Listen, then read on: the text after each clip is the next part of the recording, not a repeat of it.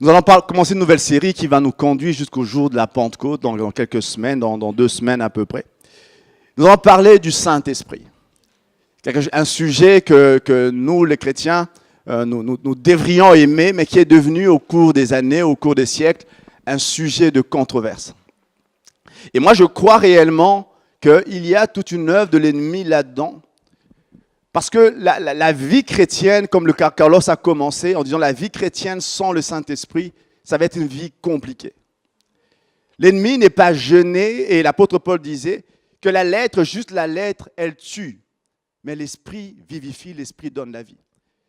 Et ce matin, nous allons commencer une nouvelle série. Et pendant que j'étais en train de préparer ce message, je pensais à ce passage que Carlos a donné, qui était là le matin quand le culte a commencé. Qui n'était pas là. Il faut être là à temps. Carlos a donné ce passage de Jean où Jésus disait « Il est avantageux pour vous que je m'en aille, sinon l'Esprit ne viendra pas. » Jésus dit « Il est avantageux, c'est mieux pour vous que je m'en aille. » Ça veut dire que la condition des chrétiens avec Christ et sans Christ, normalement, quand on a l'Esprit de Dieu, la condition des chrétiens avec l'Esprit de Dieu est meilleure que ceux des chrétiens qui vivaient à l'époque de Christ. Vous réalisez ça?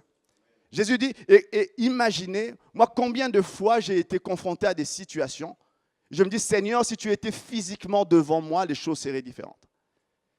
Il y a bien longtemps, je me disais ça. Seigneur, si tu étais physiquement, si je pouvais aller chez Pierre et te trouver là, quand tu es réuni avec tes disciples, quelque chose d'extraordinaire se passerait. Je ne sais pas si vous avez déjà dit des choses pareilles. Le Seigneur dit, la condition de l'Église, la condition des chrétiens avec l'Esprit, est censé être meilleur que la condition des apôtres avec le Seigneur lui-même. Et si nous ne comprenons pas l'importance de l'Esprit, l'importance du Saint-Esprit, nous passons deux fois à côté de moi. Je crois réellement, je l'ai dit il y a quelques semaines, qu'une vérité que nous ignorons très souvent elle n'est pas activée dans nos vies. Par contre, si nous comprenons quelque chose, nous en comprenons toute la puissance, nous comprenons que cette chose doit être activée parce que nous avons compris simplement une vérité. On va lire dans le livre des Actes, Actes 19, 1, 6. Moi, j'aime ça. Ça, c'est la genèse d'une des plus grandes églises, d'une des églises les plus influentes du 1er siècle. Pendant qu'Apollos était à Corinthe, Paul, après avoir parcouru les hautes provinces de l'Asie, arriva à Éphèse. Ayant rencontré quelques disciples, il leur dit, « Avez-vous reçu le Saint-Esprit quand vous avez cru ?» Ils lui répondirent, « Nous n'avons pas même entendu dire qu'il y ait un Saint-Esprit. » Il dit, « De quel baptême avez-vous été baptisés ?» Ils répondirent, « Du baptême de Jean. » Alors Paul dit, « Jean a baptisé du baptême de repentance, disant au peuple de croire en celui qui venait après lui, c'est-à-dire en Jésus. Sous ces paroles, ils furent baptisés au nom du Seigneur Jésus. Lorsque Paul leur eut imposé les mains, le Saint-Esprit vint sur eux et ils parlaient en langue et prophétisaient. Ils étaient en tout environ 12 hommes. 12 hommes.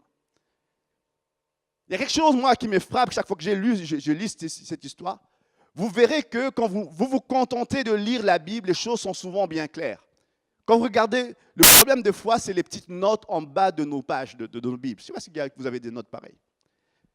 Il y a bien souvent, quand on lit cette histoire, on voit certains commentateurs disent qu'il s'agissait des disciples de Jean. Mais on a lu ensemble, on parle de disciples simplement. Et les gens qui le disent, qui écrivent ce genre de choses, ils le savent pourquoi ils écrivent, parce qu'au fond de ça, ils veulent dire, ils ont toute une doctrine qu'ils veulent faire passer. La Bible parle bien d'une nouvelle naissance et d'un événement, d'une expérience différente de la nouvelle naissance qui est le baptême de l'Esprit.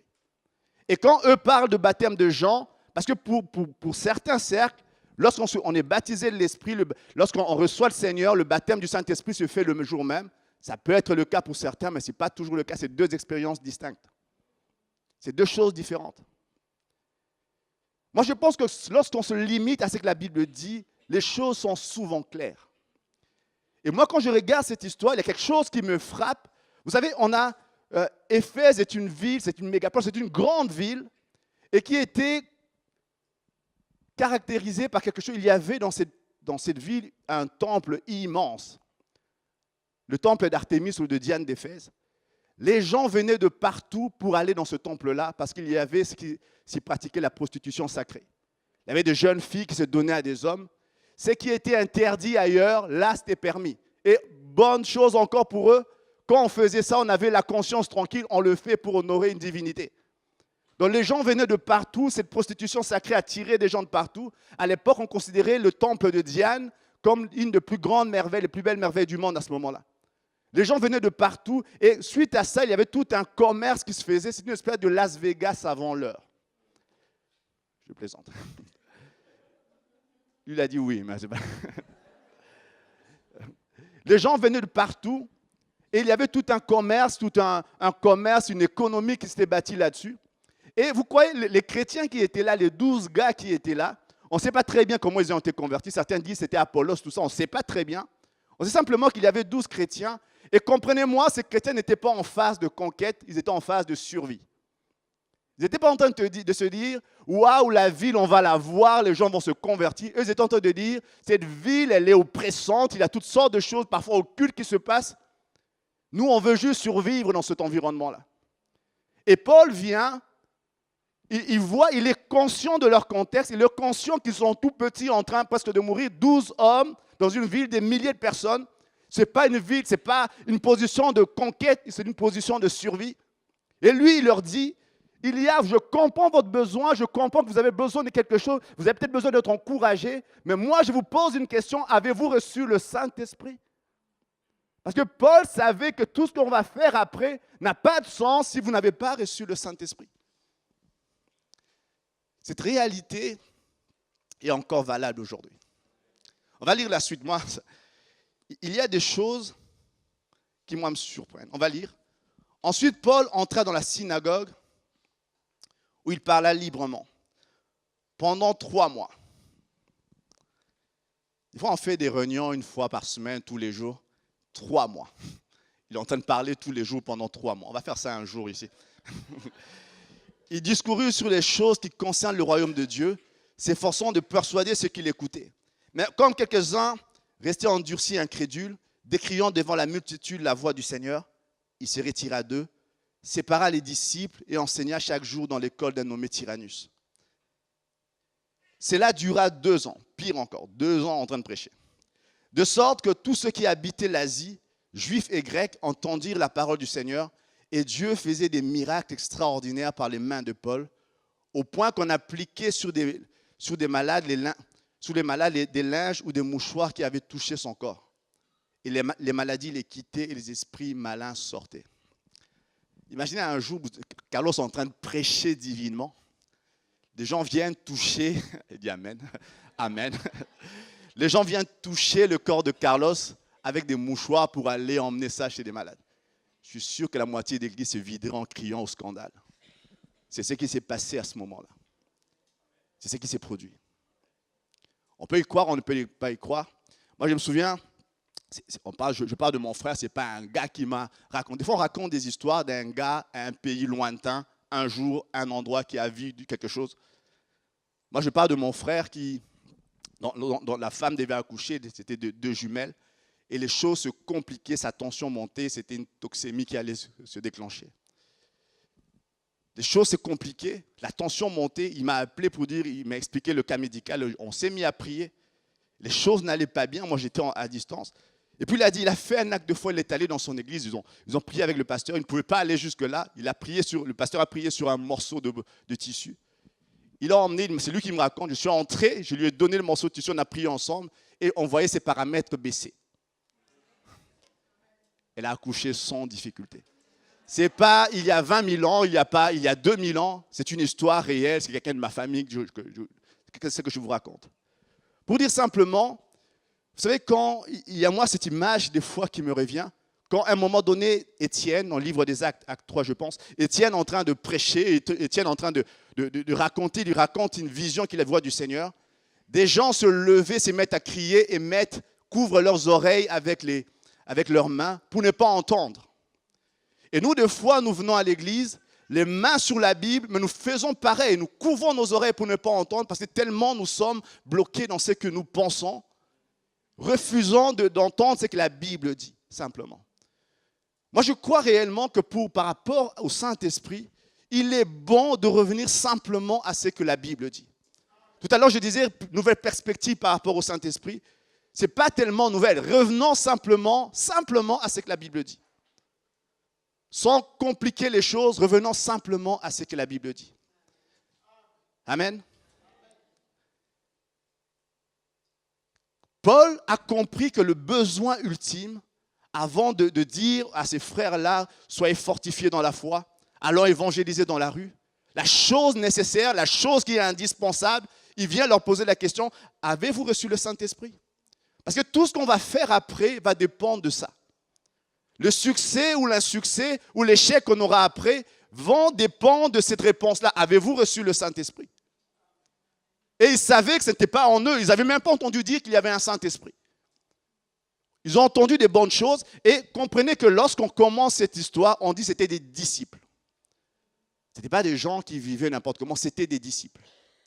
À l'époque, ça coûtait quelque chose d'être chrétien et eux avaient payé le prix, c'était des disciples. Mais Paul vient, il a une expérience que vous devez connaître qui va vous conduire dans une autre dimension avec Dieu. Et Paul, lui, dans cette ville effrayante, lui n'était pas très effrayé parce qu'il savait qu'il n'était pas seul, il voulait que les chrétiens de son époque comprennent cela. Et cette réalité est encore vraie aujourd'hui. Nous avons besoin d'avoir une intimité avec l'Esprit. Je ne sais pas s'il y a des gens, il y a toutes sortes de choses qui se disent. Et on peut penser, puisqu'on n'est pas d'accord là-dessus, ce n'est pas si grave. Je crois qu'il y a des tas de choses où ce n'est pas très clair, on ne peut pas être d'accord, ce n'est pas grave. Ça, c'est grave. Ça, c'est grave. Parce qu'on peut vivre une vie chrétienne faite d'échecs, on ne se comprend pas pourquoi ça n'avance pas, parce que simplement, il y a des choses qu'on n'a pas comprises. Et Paul leur explique, toute ma théologie que je vais développer là n'auront pas de sens si vous n'avez pas compris ça.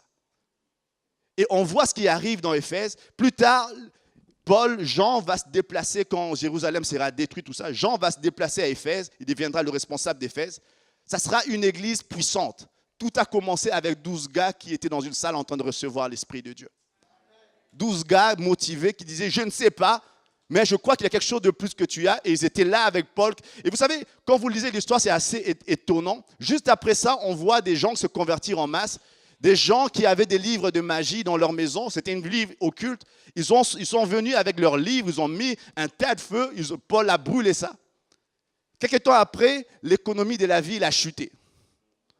Plus, les vendeurs n'avaient plus autant de succès. Les gens se convertissaient en masse. Émeute dans la ville. Les orfèvres ont commencé à dire, mais on vend des petites statuettes en or à l'effigie de Diane, tout ça. Ça ne se vendait plus autant parce que les gens étaient en train d'être bouleversés. Tout commence à partir de 12 gars dans une salle en train de prier. Amen. La Bible nous parle de l'Esprit et je voulais simplement ce matin entrer dans une introduction.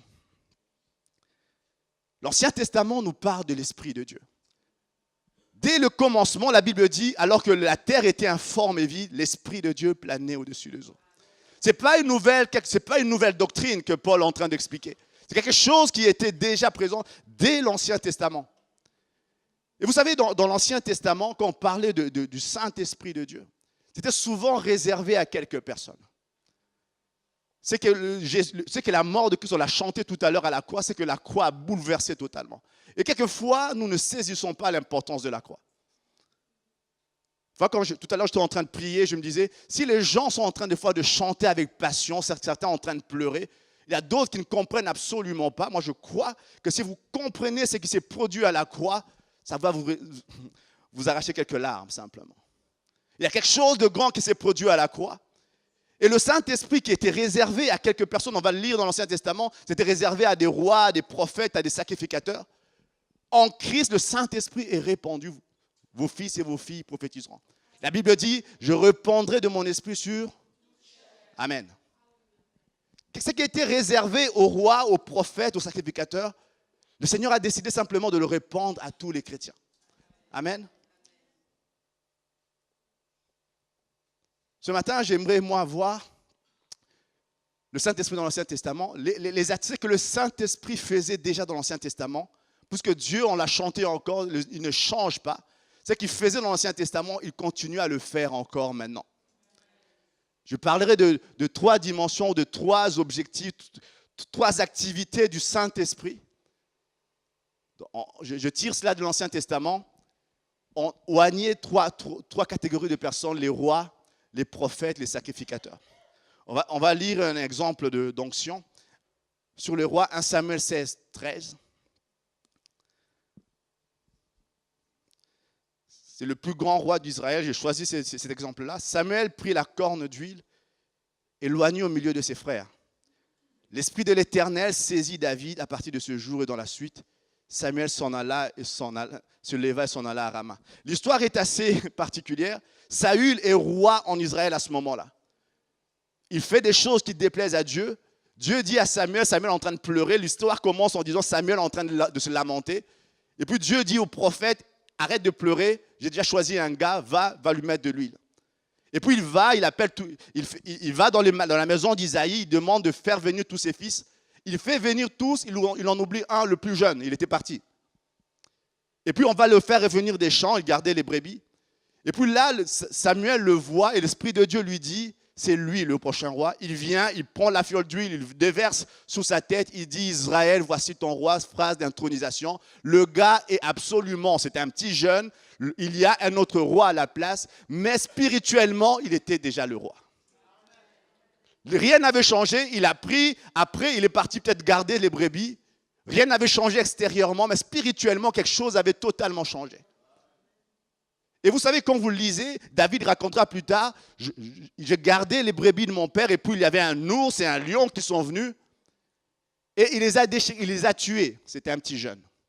Moi, je crois que c'était après cette onction-là. Quelque chose de surnaturel s'est passé en lui. Et puis on raconte cette histoire qui est des fois difficile à comprendre. Saül était possédé carrément. Et David était en train de chanter, de chanter avec la lutte. Il était en train d'apporter le louange de Dieu. Et quand il chantait, les esprits dans Saül étaient bloqués. Il y avait une onction, la louange, une onction quand vous chantez. C'est qu'il y avait en lui, cet esprit, cette onction royale qu'il y avait en lui se manifeste. Et quand il s'est retrouvé plus tard face à Goliath, la même chose s'est produite. Et quand vous lisez l'histoire, la plupart des rois, on oignait souvent les rois, parce qu'une des fonctions de l'esprit, c'est cette capacité de pouvoir régner. Cette capacité d'avoir... Et quand on dit roi, les gens s'imaginent, c'est très déformé actuellement parce que les rois vivent dans des palais, on les sert. Quand je dis que le Saint-Esprit vous donne la capacité de régner, certains s'imaginent le matin, quelqu'un vient vous servir. Amen. Il fallait que je corrige ça, c'est pas de ça que je parle. Le roi, une fonction du roi, c'était l'autorité. C'était l'autorité. Capacité de diriger, une capacité d'autorité. Il y avait une autorité que le Seigneur avait déversée sous la vie de David. Personne n'avait vu ça, mais il y avait quelque chose d'intrinsèque et ça se voyait simplement de l'extérieur. Il n'avait pas de couronne, mais ce qu'il faisait était une manifestation de l'esprit que Dieu avait mis en lui. Une manifestation de l'esprit que Dieu a mis en lui. Et croyez-moi, l'esprit que nous recevons fait exactement la même chose actuellement. Il ne vous pousse pas à régner sur des royaumes, peut-être certains d'entre vous, quelqu'un dit Amen. Mais chacun d'entre nous, nous avons des domaines d'influence où le Seigneur va nous demander d'exercer une autorité. C'est votre domaine d'influence. Et moi, j'aimerais bien lire avec vous cette histoire que tout le monde connaît. Le jour de la Pentecôte, acte 2, 1, 4, ils étaient tous ensemble dans le même lieu. Tout à coup, il vint du ciel un bruit comme celui d'un vent impétueux et il remplit toute la maison, ils étaient assis. Des langues semblables à des langues de feu leur apparurent, séparées les unes des autres, et se posèrent sous chacun d'eux. Et ils furent tous remplis du Saint-Esprit, retenaient tous, et se mirent à parler en d'autres langues selon que l'Esprit leur ordonnait de s'exprimer. Et regardez par ici. Quand vous lisez l'histoire, ils n'étaient pas 12 apôtres, ils étaient 120. Parmi les 120, il y avait des illustres inconnus qui restent encore inconnus aujourd'hui. Ils étaient 120. Dans l'histoire, dans l'Ancien Testament, quand l'Esprit venait, il élevait quelqu'un comme David. On verra plus tard quelqu'un comme Samuel qui était un prophète de Dieu. Il élevait certaines personnes, mais l'Esprit résidait uniquement en cette personne-là. Les autres étaient comme des figurants dans l'histoire. Les autres venaient et passaient. Mais la Bible dit, dans le Nouveau Testament, les choses ne se passent pas comme ça. Ils étaient 120 inconnus pour nous, mais connus de Dieu et le Seigneur. Et j'aime cette image. Chacun d'entre eux avait une flamme de feu parce que à chacun d'entre eux, Dieu donnait une flamme, une portion de son onction pour pouvoir exercer une autorité dans un domaine particulier, chacun d'entre eux. Moi, je crois qu'il n'y a pas de chrétiens qui accompagnent d'autres. Je crois réellement qu'il n'y a pas dans la vie chrétienne certains qui vont être des leaders charismatiques que d'autres vont regarder en train d'applaudir jusqu'à ce que le Seigneur revienne, nous nous voyons en train d'applaudir. Moi, je crois réellement qu'en chacun d'entre nous est le héros de son histoire. Chacun d'entre nous, le Seigneur nous donne une portion d'autorité une portion de territoire, que si on avait parlé il n'y a pas longtemps, une portion de territoire sur lequel nous devons appliquer l'autorité de Dieu. Sur les 120 qui est là, l'histoire nous apprend qu'il y a des tas d'endroits du monde qui ont été touchés par ces gens qui étaient dans cette pièce-là. La Bible n'a pas retenu ça, mais l'histoire nous apprend cela. Parce que chacun d'entre eux avait une portion d'autorité qu'il devait exercer dans un territoire que Dieu lui avait donné. Moi, je prie ce matin, pour que nous puissions comprendre cela. Il y a des gens qui ont besoin d'exercer une autorité sur le territoire que Dieu vous donne. Votre santé, c'est votre territoire. Votre maison, c'est votre territoire. Vos circonstances, c'est votre territoire. Nous prions que nous puissions comprendre cela simplement. Amen. Deuxième partie sur les prophètes, on va lire, j'aime ça. C'est Élie. Je choisis le plus grand prophète dans la Bible. Tu indras aussi Jéhu, ça c'est Élie après qu'il a confronté les prophètes de Baal et puis à un moment il a été menacé par Jézabel. Et là il s'enfuit, il va rencontrer le Seigneur vient se révéler à lui alors qu'il était totalement dans la dépression. Et puis le Dieu lui dit, va mettre de l'huile sur la tête de Jéhu, fils de Nimshi, comme roi d'Israël, et tu oindras Élisée, fils de Japhat, d'Abel-Méhola, comme prophète à ta place. Et puis on voit, il met de l'huile sur la tête d'Élisée. Quelques temps après, Élisée fait des choses extraordinaires. Il avait quelque chose de particulier sur lui. Comme je dis, les fonctions de l'esprit ne changent pas. Et moi, quand je parle de prophète, je parle de profonde révélation. C'est que l'Esprit de Dieu vient faire, c'est nous apporter une révélation particulière de Dieu. Moi, je crois qu'il y a des chrétiens qui se mettent en mode, je ne sais pas si ça vous est déjà arrivé. Une fois, j'avais, je crois, mon GSM, j'ai par inadvertance activé le mode avion. Vous savez ce que c'est? Rien n'entre. Je regarde mes mails, je me dis, il n'y a pas de mail. Je regarde mes messages, pas de message, tout va bien, mais rien n'entre. On est juste en mode avion, on a bloqué tout à l'extérieur. Je regardais mes mails, c'était des mails d'il y a quelques heures, j'avais rien reçu d'autre, pourtant mon GSM, il a tout le temps des mails qui arrivent. Simplement, j'étais en mode avion. Moi, je crois que des chrétiens marchent des fois en mode avion. C'est-à-dire, on a quelque chose que quelqu'un a dit il y a 20, 30 ans, et on reste dessus, on se met en mode avion, plouc, rien n'entre, Dieu a déjà parlé une fois, c'est fini. Mais combien savent que Dieu parle encore actuellement? Moi, je crois réellement que le Seigneur parle. Et j'aime ce que l'auteur du livre des Hébreux dit. Il dit, on est basé assis sur ce que la parole de Dieu dit. Mais je ne laisse pas ça. C'est quelque chose que je garde en moi. Mais Dieu continue à parler. Et ce que Dieu dit est toujours en accord avec ce que la parole de Dieu écrit. Moi, je crois réellement en tant que chrétien, nous devons chercher la révélation. Je parlais dernièrement avec une sœur. Il y a des gens qui vivent des choses extraordinaires. Moi, j'étais en train de l'écouter, elle parlait avec passion. Et puis, je demandais, mais comment tu as connu une percée? J'ai écouté ce qu'elle dit. Elle dit, j'ai appris à prier différemment. J'ai laissé ma liste de prières. Les choses qui me paraissaient urgentes à ce moment-là, je venais dans ma liste, je pleurais. J'ai appris à prier différemment. Je prie avec révélation. Je dis, c'est profond, mais comment tu fais un truc pareil? Elle vient devant Dieu, elle vient chercher. Vous savez, quand vous venez devant Dieu, efforcez-vous d'être déjà dans la présence de Dieu avant de commencer à donner vos listes. Et elle venait, elle se mettait d'abord dans la présence de Dieu. Et puis là, le Seigneur lui mettait quelque chose en cœur. Elle savait comment prier pour la situation. Elle ne venait pas avec d'abord sa situation. Seigneur, avant toute chose, vois ça, ça, ça. Pourquoi tu as laissé ça, ça, ça, ça? Et tu pleures un moment, ça, ça, ça. Elle vient d'abord dans la présence de Dieu. Et Dieu lui met une révélation pour savoir comment prier dans cette situation-là. Et vous savez, quand vous faites ça, votre façon de prier change. Il y a des gens qui ont de vie de prière monotone. Il y a des gens comme ça. Qui est en train de mentir à ce moment-ci? Il y a des moments où la vie de prière sans révélation devient simplement monotone. Quand vous êtes venu le dimanche et vous avez fait vos prières du dimanche, le lundi, vous revenez le matin ou bien le soir, vous refaites vos mêmes prières, vous avez l'impression que la vie chrétienne se résume en des prières, des fois, dont on ne voit pas l'exaucement. Et on a l'impression que Dieu ne répond pas, Dieu est loin. Nous avons besoin de révélation. Nous avons besoin de révélation. Quand on vient dans la présence de Dieu, on est en train de prier. Combien de fois on ne vient pas dans la présence de Dieu, on a un message qui est déjà préparé.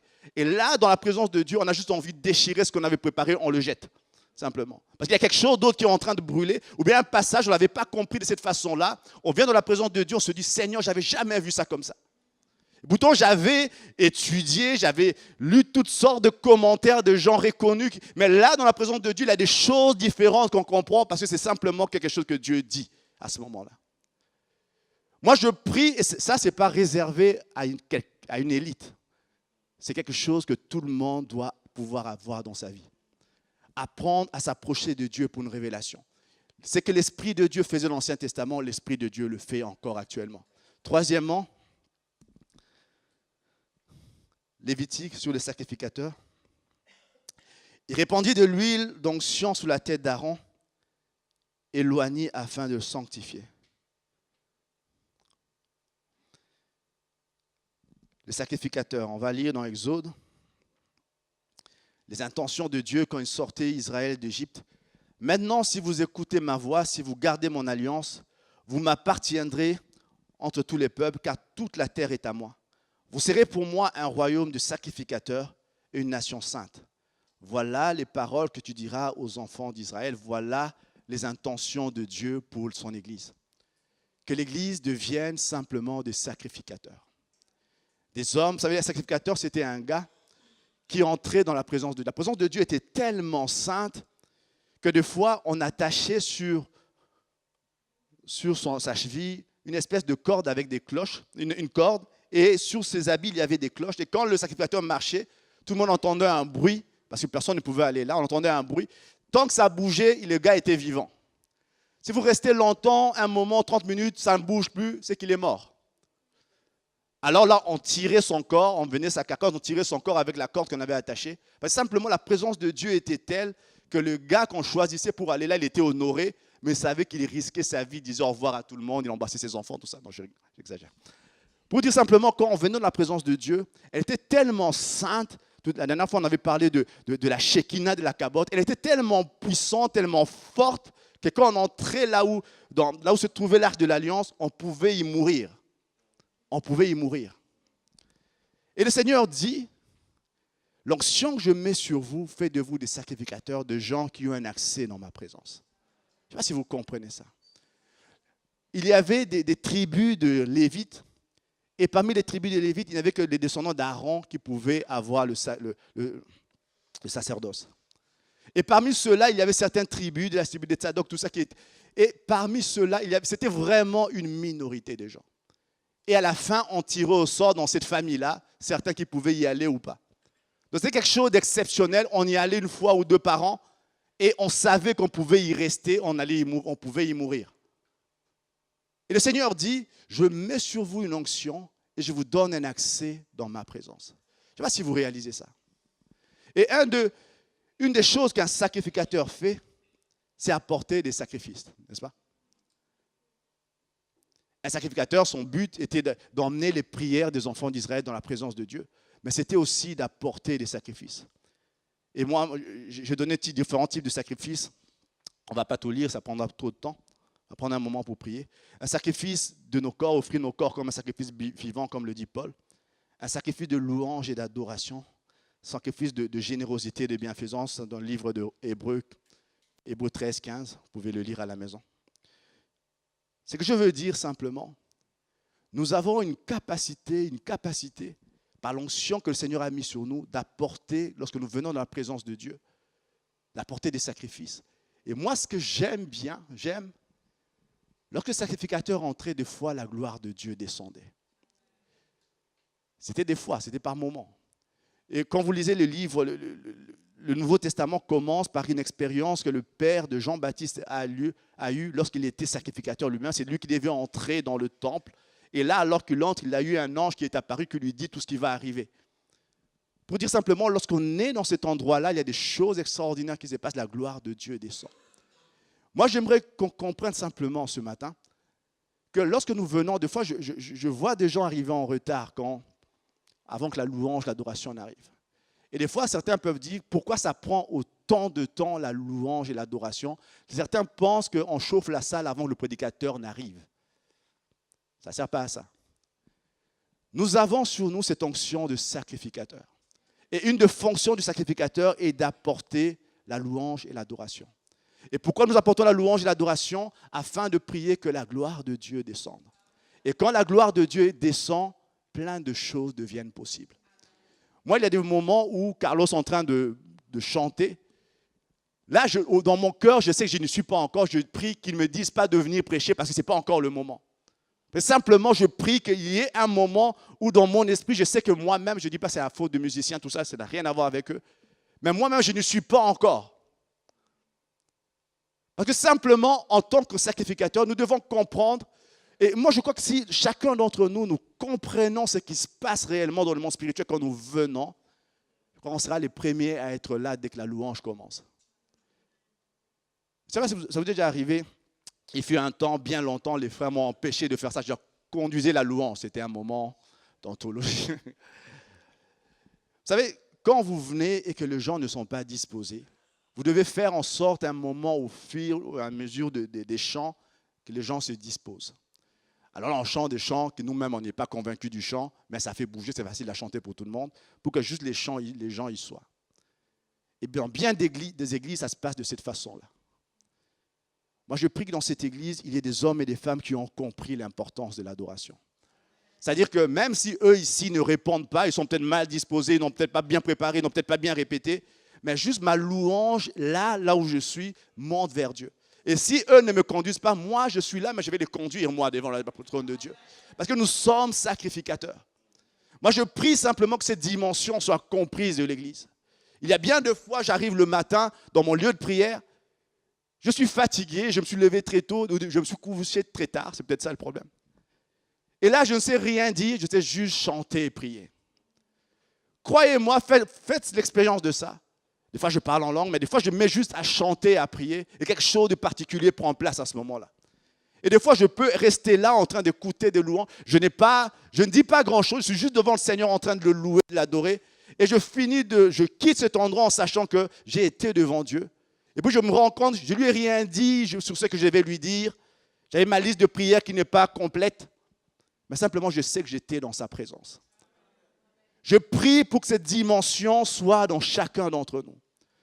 Une dimension d'hommes et de femmes qui savent venir dans la présence de Dieu. Une dimension de sacrificateur.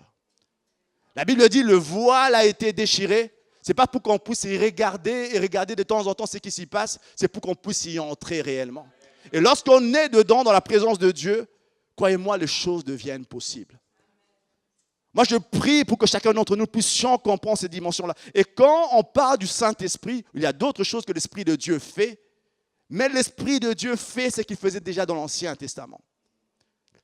La Bible dit, l'Ancien Testament, c'est l'ombre de choses à venir. Je regarde mon ombre, je ne sais pas où ça se trouve. C'est l'ombre de choses à venir. Vous savez, l'ombre, ça ressemble un peu à moi. Des fois, ça me donne un peu plus de forme, des fois un peu moins. Ça dépend là où se trouve la lumière. Mais c'est juste l'ombre, ce n'est pas moi. L'Ancien Testament, c'est l'ombre de choses à venir, mais la vérité, c'est le Nouveau Testament. L'Ancien Testament, c'est l'ombre, on voit juste comme une image projetée par la lumière de ce que je suis. Mais moi, je suis réellement ailleurs. Et l'Ancien Testament, c'est l'ombre de choses à venir. Et c'est ce qui était pour nous comme une image des histoires qu'on a vues de Samson qui venait, l'Esprit de Dieu le saisissait, faisait des choses extraordinaires, il appliquait une puissance extraordinaire. Le Seigneur dit, la vérité, c'est dans le Nouveau Testament quand vous recevez l'Esprit de Dieu.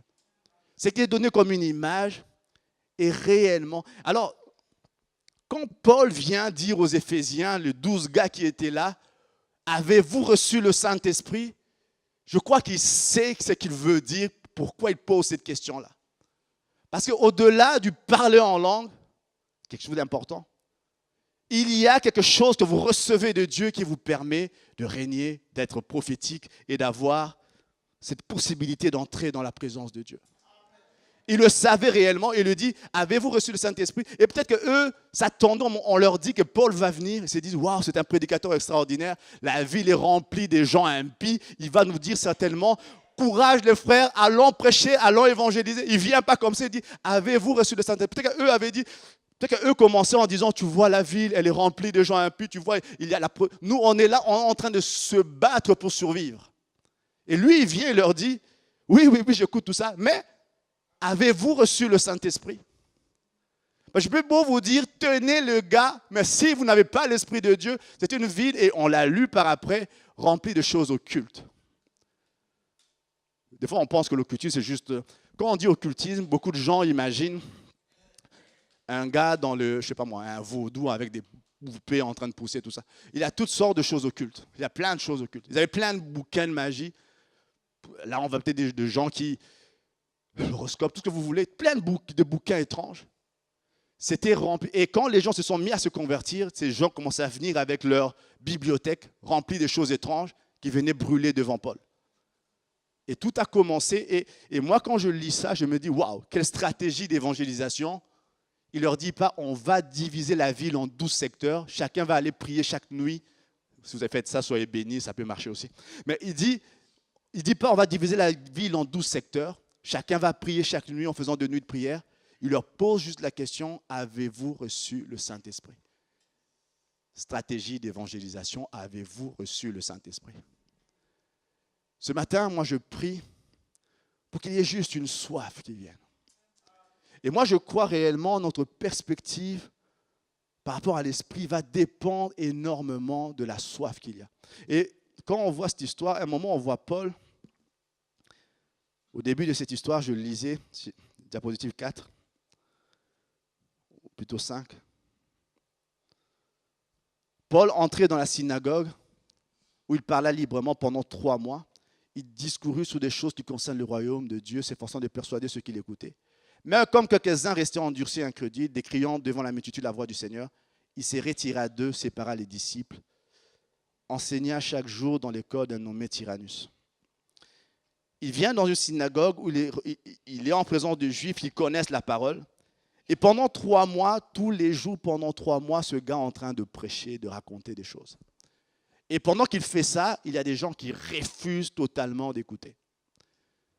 Et quand vous lisez le Nouveau Testament, l'Esprit de Dieu descend. Et puis juste après, on voit un débat se passer. Pierre, l'Esprit de Dieu le conduit à aller chez des non-chrétiens, des non-juifs, pour prêcher l'Évangile. Et puis juste après, quelque chose se passe. Il y a un débat. Est-ce qu'il a le droit d'aller là? Et deux fois, moi je crois réellement, actuellement, on a encore les mêmes choses qui se passent. Où on peut dire, mais prends ta Bible, ouvre et dis-moi où ça ne peut pas se faire. Est-ce que c'est contraire à la parole de Dieu ce qui se passe là? Non, mais simplement, mes us et coutumes, c'est que je connais. Simplement, moi, ça me dérange, moi, des fois, il faut apprendre à se dire ça. Moi, il y a eu bien de moments dans ma vie chrétienne où j'ai été troublé par certaines choses. Et puis, je me suis posé la question, est-ce que c'est contre la Bible ou ça me dérange, moi? C'est 2 choses différentes. Ben, si je connais la Bible, je ne connais pas la complète révélation de Dieu.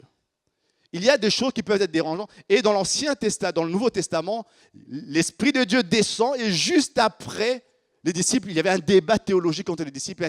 Un non-juif peut être touché par... Et est-ce qu'on peut manger des viandes sacrifiées aux idoles? Paul disait, ça ne sert à rien tout ça. Ça ne change strictement rien, on est déjà sauvés. Et puis il y avait tout un débat est-ce qu'on doit circoncire les non-chrétiens? Tout un débat qui se levait. Et des gens venaient avec plein d'argumentations simplement. Et Paul, quand à un moment donné les gens se ferment, il s'est dit simplement, je vais prendre un groupe de gens qui, eux, ont saisi ça. Je vais les prendre, je vais me partir avec eux. Et de ce groupe est née l'église d'Éphèse qui a touché Éphèse. L'église d'Éphèse qui nous a donné la lettre des Éphésiens, Paul écrivait à cette église-là. L'église d'Éphèse où Jean est parti plus tard, et de cette église, il a écrit les épîtres de Jean, tout ce qu'on connaît, de l'église d'Éphèse. Ça a commencé avec 12 gars qui ont compris quelque chose.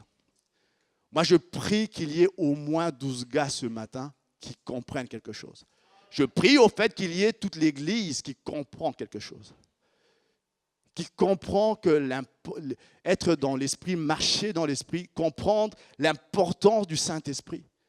au-delà du fait de parler en langue, il y a quelque chose de particulier qui se fait.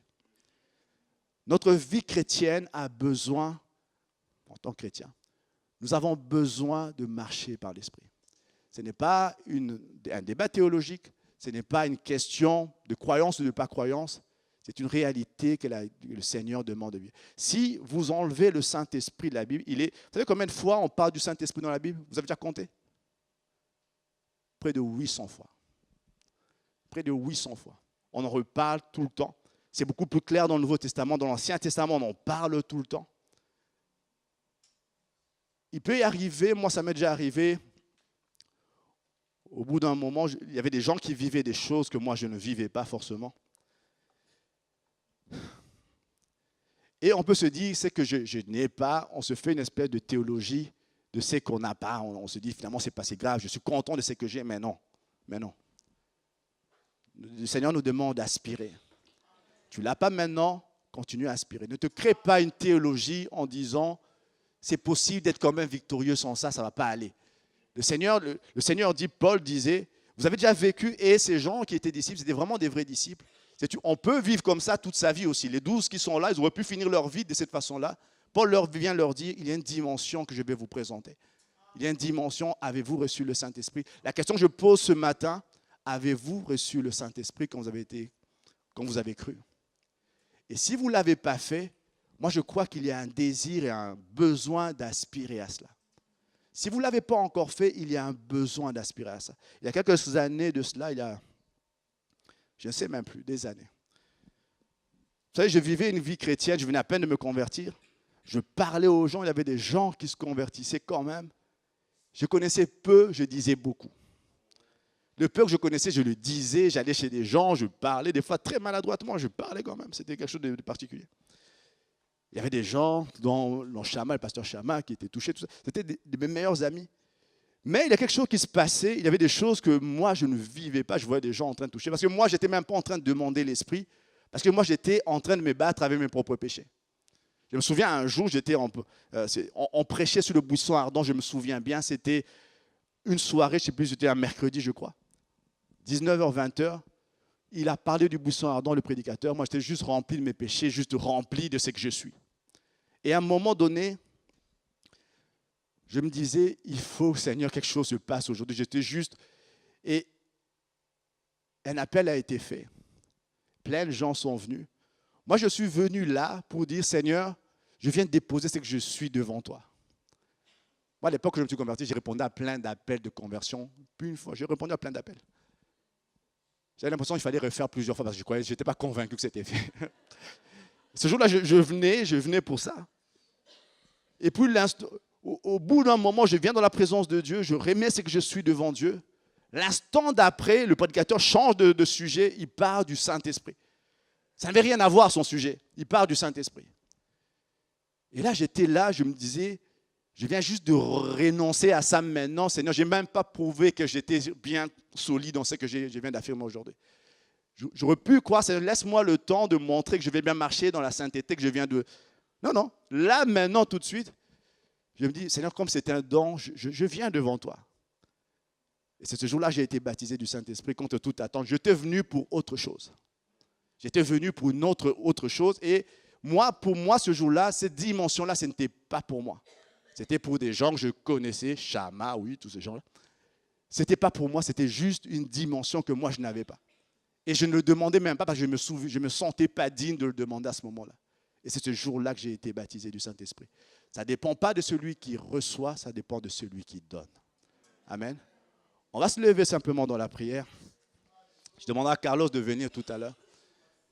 Je poserai la question ce matin que Paul a posée. Avez-vous reçu le Saint-Esprit quand vous avez cru? Avez-vous reçu le Saint-Esprit?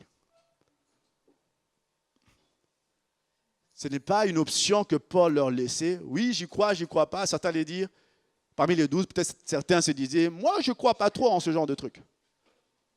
Paul va sur une affirmation. Vous êtes dans une ville difficile qui est remplie de toutes sortes de choses qui vont vous détruire. Avez-vous reçu le Saint-Esprit? Mais Paul, la difficulté est là, la ville doit être touchée, je ne sais pas comment. Fais-nous une stratégie de prédication, une stratégie de ministère. Paul vient, ma stratégie est celle-là. Avez-vous reçu le Saint-Esprit? Certains vont dire, Paul, il n'y a pas si longtemps, moi, je me rendais dans ce temple d'Éphèse. J'étais avec ces prostituées, ces jeunes filles qui se donnaient à la prostitution. Et maintenant, quand j'y vais, je sais que je ne peux plus faire ça, je suis chrétien. Mais quelquefois, je suis tenté, je survis. Toi, tu me demandes de recevoir le Saint-Esprit. Moi, je suis en mode survie. Je ne suis pas en mode conquête ou aller tout, je suis en mode survie. Paul vient, avez-vous reçu le Saint-Esprit? Ça dépend de celui qui donne. S'il y a des gens comme ça qui veulent recevoir quelque chose de Dieu ce matin, levez les mains, on a les yeux fermés. Vous savez, la salle, les gens restent les mêmes, même si on ferme les yeux. Ils ne se métamorphosent pas parce que vous avez les yeux fermés, ils restent les mêmes. Alors fermons les yeux un moment, s'il vous plaît. Fermez les yeux un moment.